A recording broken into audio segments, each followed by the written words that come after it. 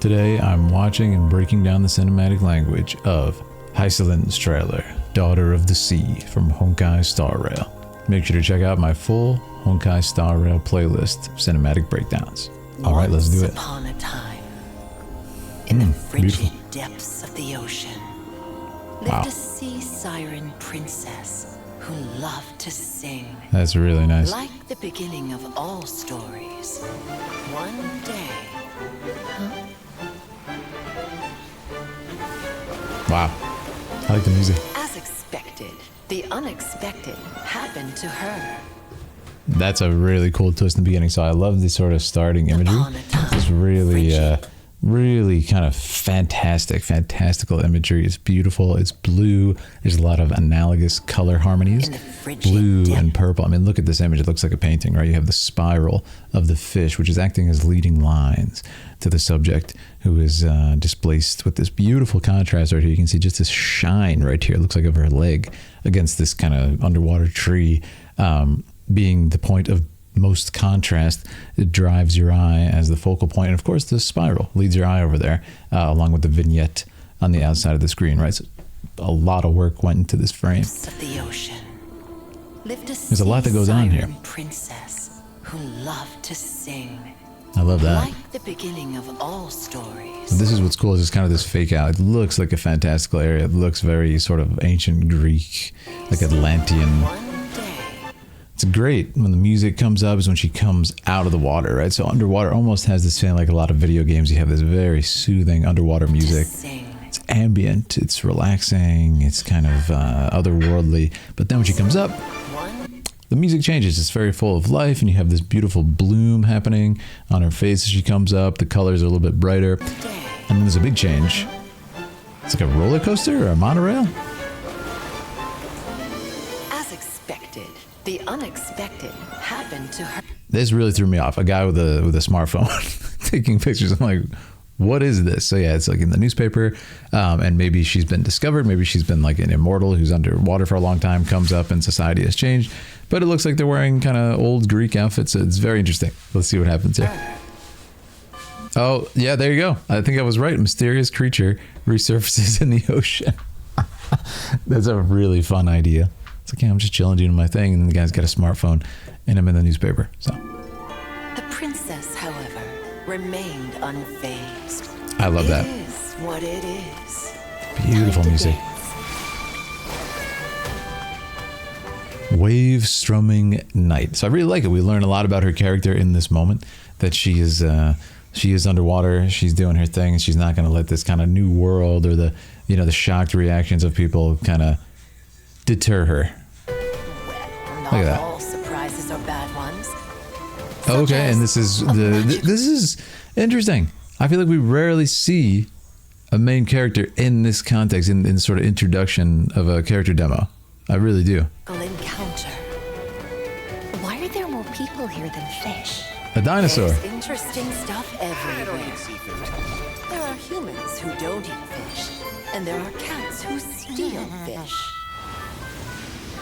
Give me back my fish. Oh,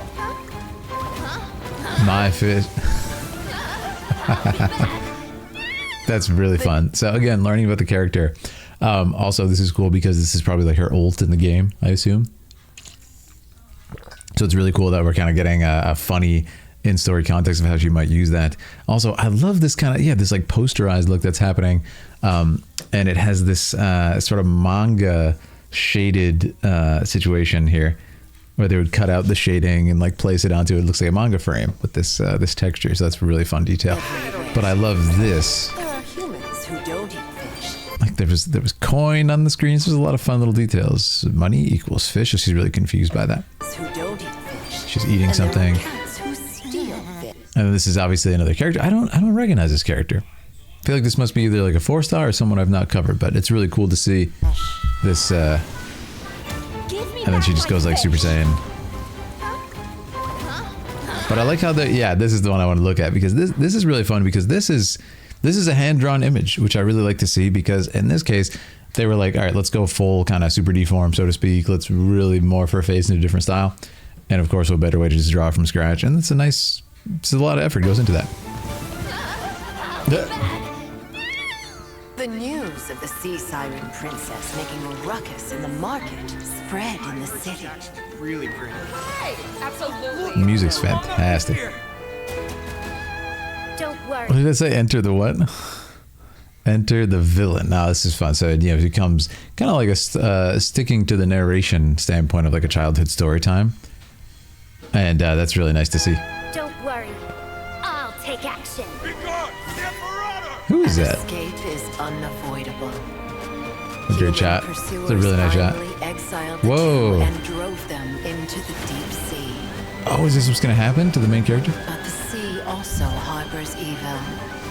That's so cool. So like I said, talk about the color sort of harmonies of the beginning. We've gone back to that. So I love how the whole time we're out in the open, it's this like kind of blinding brightness of everything. Like, she's used to being underwater. Like her eyes have adjusted, so to speak, to being underwater. And I love this kind of story time visual sort of symbolism right here. She's like, controlling the game board. I'm not sure who this is either. It's probably a new character for the patch.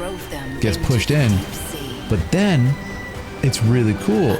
There's a sort of solitude and calmness to this image because of the familiarity that the character feels that they express to us at the beginning of the video. And then what we have happening here is the music. Harbors evil. It gets a little bit sort of mysterious, a little bit scary. And he says, with the ocean, even though it's comfortable, even though you're used to it, still has evil. And so, oh, it's cute. On that day, the sea siren princess made a decision. The music. Alone, she sank into the depths. It's amazing. Wow. Okay. That's so great. So what we have and we'll see the end in a second. Don't worry, I didn't miss it.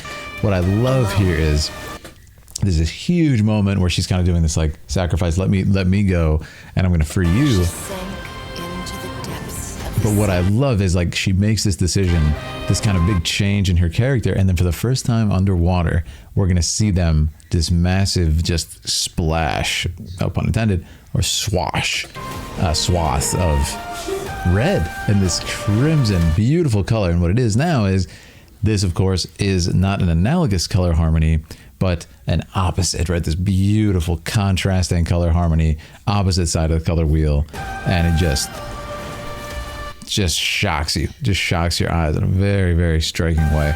It's incredibly beautiful. Once upon a time, in the frigid depths of the ocean, And then we come back to this imagery.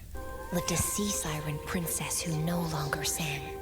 She had never seen land, but day after day, she painted visions in her dreams of an encounter 1,000 years from now.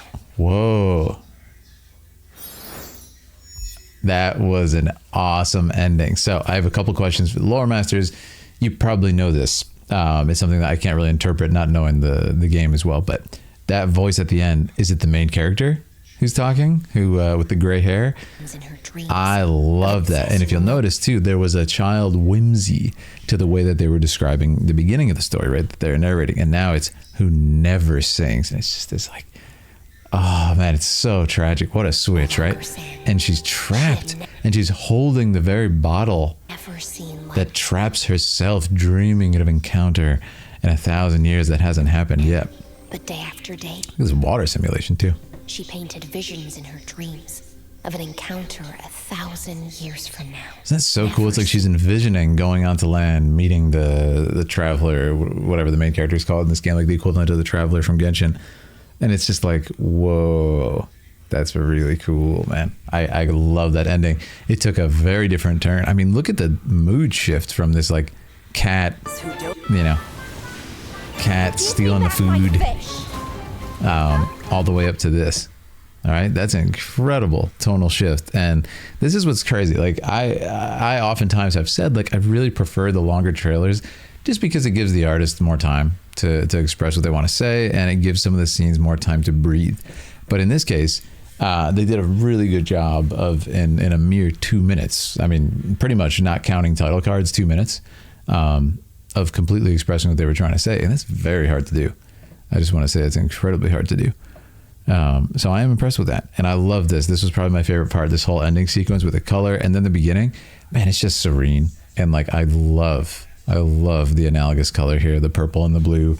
Feeling very soothing, very familiar. You know, think of those like water levels in video games like Mario 64, Donkey Kong Country. It just has such a beautiful connotation to it in our sort of nostalgia, and it works with any art piece that you use it in for that same reason. I mean, that's probably my favorite shot too. It's fantastic. Yeah, I also like, there was one with the violin playing. It might have been just right here, this last shot. Yeah, I really like how you see the bowstring. It's really, really cool. Yeah, I really like that. That was awesome. Again, being red and bringing that contrast. But yeah, great video. Really fun. Let me know if I missed any other Star Rail. I think I'm caught up on like character trailers for now. I know there was a new patch trailer too. But let me know if you want me to cover that. You guys are the best. Make sure to subscribe. Check out the full playlist of Star Rail stuff. And I'll talk to you guys next time.